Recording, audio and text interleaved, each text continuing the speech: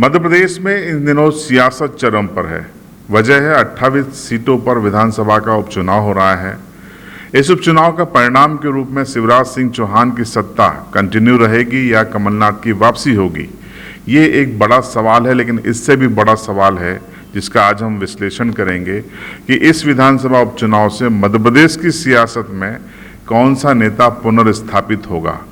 जी हाँ, राजनीति के केंद्र में उभर कर सामने आएगा, खासकर अपनी पार्टी के भीतर। क्या बीजेपी में सिंधिया का कद बढ़ेगा या शिवराज अपने कद को मेंटेन रख पाएंगे, या फिर कमलनाथ के इर्द गिर्द पूरी कांग्रेस घूमने लगेगी। विश्लेषण हम करेंगे। नमस्कार, मैं हूं चंद्रभान सिंह भदौरिया और आप देख रहे हैं मेरा चैनल सीबी लाइव। आपने देखा होगा कि जो सियासत विधानसभा उपचुनाव को लेकर चल रही है, इसमें जम के आरोप प्रत्यारोप हो रहे हैं। राजनीति में ये नई बात नहीं है, लेकिन इसमें कई ऐसे शब्द आ गए हैं जिसमें जलेबी आइटम से लेकर अब देखिए उषा ठाकुर ने मदरसे को भी शामिल कर लिया है। इसके पहले आपने देखा कि बिसाहू लाल सिंह एक मंत्री है, वो नोट बांटते नजर आए तो कहीं कोई मंत्री किसी के पैरों में गिरता नजर आया तो कोई साड़ी बांटते हुए नजर आया। ये सब सियासत और राजनीति का हिस्सा है। लेकिन सबसे बड़ा सवाल ये है कि विधानसभा उपचुनाव में क्या कमलनाथ ने कांग्रेस के तमाम दूसरे नेताओं को पीछे छोड़ दिया है। जिस तरीके से कमलनाथ की सभाओं में भीड़ उमड़ रही है, जिस तरीके से कमलनाथ को स्टार प्रचारक मान लिया गया है, जिस तरीके का मैनेजमेंट कमलनाथ का है, जिस तरीके से कमलनाथ बीजेपी पर हमलावर हैं, जिस तरीके से कैंपेन और मुद्दों को वो तय कर रहे हैं, जिस तरीके से दिग्विजय सिंह मैदान से गायब हैं, जिस तरीके से कांग्रेस के बाकी नेता, चाहे वो सुरेश पचौरी हों, अजय सिंह हो, अरुण यादव हैं, वो सब हाशिए पे हैं या सिर्फ औपचारिक प्रचार कर रहे हैं, उससे ये साफ लगता है कि इन चुनाव के बाद, इन विधानसभा उपचुनाव के बाद लगभग ये चीज़ तो स्थापित हो जाएगी कि बीजेपी को टक्कर देने में कांग्रेस के लिए कमलनाथ सबसे अनुकूल और सबसे बड़ा चेहरा हो जाएंगे। और हमने देखा कि बीजेपी कमलनाथ के हमलों से तिलमिलाई भी हुई है और बीजेपी भी इस बार सिर्फ और सिर्फ कमलनाथ को टारगेट कर रही है। इसके पहले हमने देखा कि 3 विधानसभा चुनाव में, चाहे वो उपचुनाव हो या मुख्य विधानसभा चुनाव हो, उसमें बीजेपी के निशाने पर दिग्विजय सिंह होते थे। फिर आ जाएंगे श्रीमान बंटाधार, इस नारे के साथ प्रदेश की जनता को दिग्विजय सिंह का कार्यकाल याद दिलाया जाता था और उसका फायदा बीजेपी को होता था, क्योंकि दिग्विजय सिंह का कार्यकाल ऐसा है जिसको लेकर ज़्यादातर लोगों में नकारात्मक छवि बनी हुई है। लेकिन इस बार बीजेपी के निशाने पर दिग्विजय सिंह का न होना, अरुण यादव का न होना, सुरेश पचौरी का न होना और सिर्फ कमलनाथ को रडार पर लेना, निशाने पर लेना, ये साबित करता है कि अब कांग्रेस के केंद्र में कमलनाथ हैं और कमलनाथ ही कांग्रेस है। ये इस विधानसभा उपचुनाव का सबसे बड़ा नतीजा है।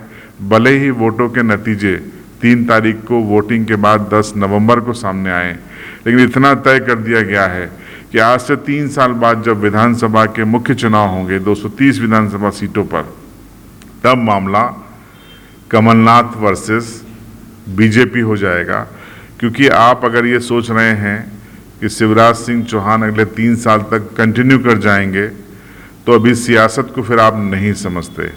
क्योंकि जिस तरीके से सिंधिया की एंट्री हुई है मध्य प्रदेश की राजनीति में, और इन चुनाव को, विधानसभा उपचुनाव को सिंधिया ने अपनी नाक का सवाल बना लिया है और बीजेपी भी सिंधिया के सहारे ही अपनी संख्या बढ़ाकर 5 साल पूरे निकालना चाहती है। लेकिन जिस तरीके का सम्मान की अपेक्षा सिंधिया को है, क्या वो बीजेपी उन्हें दे पाएगी? सिंधिया व्यक्ति आधारित राजनीति का केंद्र रहे हैं।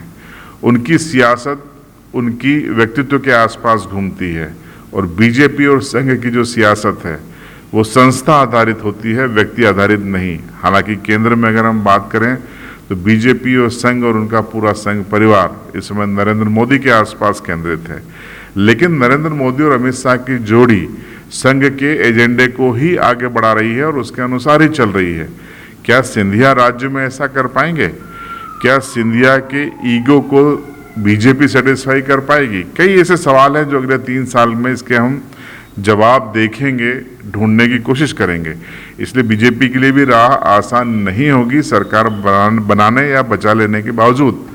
लेकिन जैसा कि मैंने आपको बताया, आपको ये कोई चैनल विश्लेषण नहीं बताएगा। आप सिर्फ इसी चैनल पर देख रहे हैं कि इस विधानसभा उपचुनाव का परिणाम राजनीतिक रूप से क्या होगा, मध्य प्रदेश की सियासत में कमलनाथ की आगामी भूमिका क्या होगी और किस तरीके से मध्य प्रदेश में कमलनाथ, पंजाब में जिस तरीके से कैप्टन अमरिंदर सिंह का दूसरा नाम कांग्रेस हो गई है या कांग्रेस का नाम कैप्टन अमरिंदर सिंह हो गए हैं, इस विधानसभा उपचुनाव के बाद आप भी देखेंगे कि मध्य प्रदेश में कमलनाथ ही कांग्रेस है और कांग्रेस ही कमलनाथ है। ये निज़ाम सामने आ जाएगा। भले राहुल गांधी नाराजगी दिखा दें इमरती देवी के मामले में या कोई भी बयानबाजी कर दें, लेकिन विकल्प नहीं है कांग्रेस के पास। कांग्रेस के पास कोई चेहरा नहीं है। तो ये विश्लेषण था। आप कितना सहमत हैं कमेंट बॉक्स में ज़रूर बताएं। चैनल को आपने अभी तक हमारे सब्सक्राइब नहीं किया तो सब्सक्राइब जरूर करें, बेल आइकन ज़रूर दबा दें। बने रहिएगा CVL लाइव के साथ।